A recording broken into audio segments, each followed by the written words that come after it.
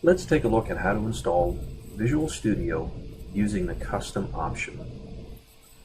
For this example, we'll use the Community Edition of Visual Studio 2015. In order to get it, simply visit visualstudio.com and click on the Download Community 2015 button. Once we've clicked on the download, it'll download to our computer, and it's a web installer. So we click on the Run button, and it will initiate the installation routine for Visual Studio Community 2015.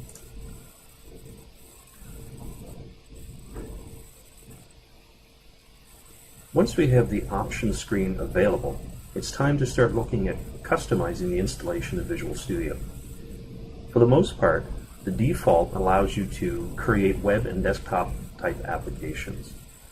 But if you want to create different styles of applications or include more languages, then the custom option is what you should be choosing.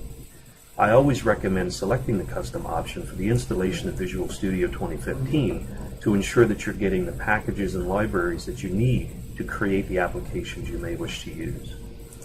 So by selecting Custom and clicking on the Next button, we are now brought to the screen where we can select the different features. The first option is Programming Languages. And if we click the arrow to expand it, we can see that we have Visual C++, Visual F#, and the Python tools for Visual Studio that are additional programming languages that will get installed if you select this option. Remember, by default, Visual Studio Community Edition will only install C# and Visual Basic templates. Also notice under Visual C++, we have options for the common tools, the Microsoft Foundation classes, and then Windows XP support for C++. For my purposes, I like to have all of my programming languages available to me because I create projects using the different languages all the time. So I'm going to select the checkbox next to Programming Languages to install all of those programming types. Also under Windows and Web Development, we can choose various options here for things such as the QuickOne's publishing tools, SQL Server data tools, PowerShell tools for Visual Studio, Silverlight development, etc.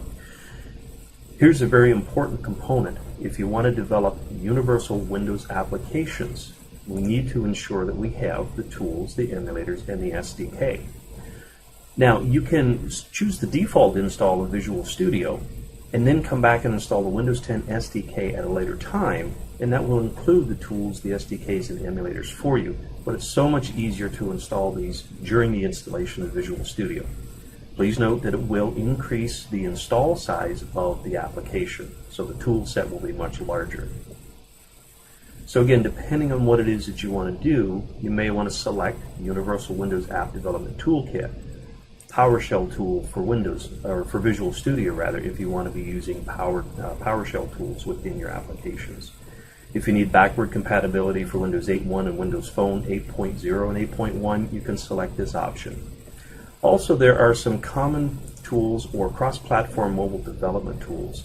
These are important if you want to develop applications using the Xamarin platform. Xamarin is a cross-platform tool that allows you to create applications for Windows Phone, for iOS devices, and for Android devices by using the C# language in Visual Studio. All of these tools are available for the cross-platform mobile development using the Xamarin platform.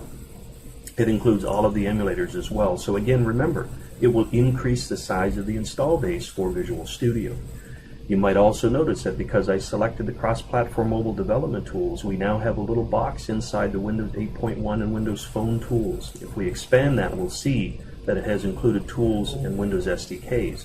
And the reason it does that is because there's a potential that you may want to target the Windows Phone 8.0 or 8.1 applications. So the tools and SDKs will also get installed.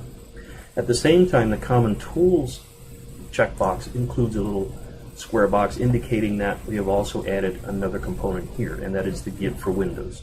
So we can install Git, which is your source control, GitHub extension to Visual Studio so that you can integrate with GitHub source control projects, and then of course an Extensibility Tools Update 3 for Visual Studio as well.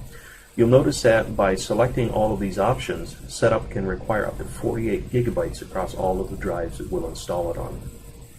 So again, review each of the items that you have selected to ensure you have all the necessary components, tools, and SDKs for your development tools of choice or platforms of choice, and then select the next button.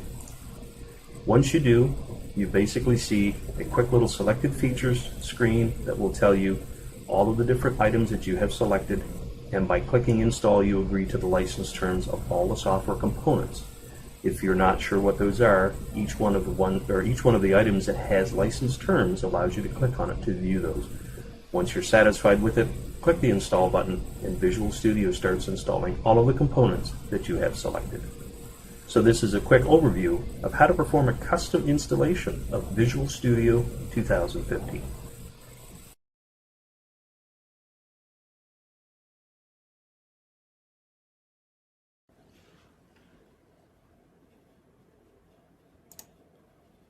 Hi, I'm Bob Tabor.